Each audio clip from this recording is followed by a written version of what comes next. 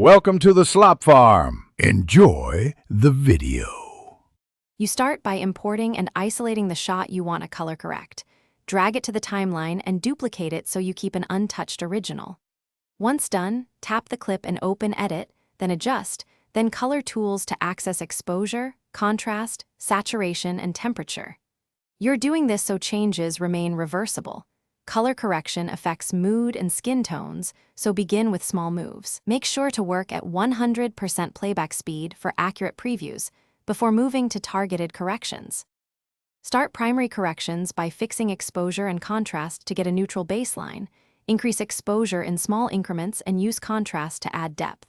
Next, correct white balance with temperature and tint so whites look neutral. This fixes overall color cast. Then tweak saturation, highlights and shadows to expand dynamic range and reveal detail. As you do this, play the clip. You want consistent frames. If skin tones drift, nudge temperature slightly warmer or cooler until faces look natural. This preserves realism while improving color. Now perform secondary tweaks. Open HSL or curves to adjust specific hues, saturation and luminance, target skies, foliage or skin without changing everything.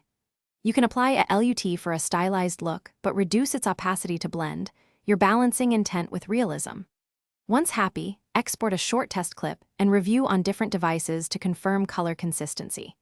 If colors shift wildly, clear cache, check color management settings, or revert the duplicate and redo smaller steps.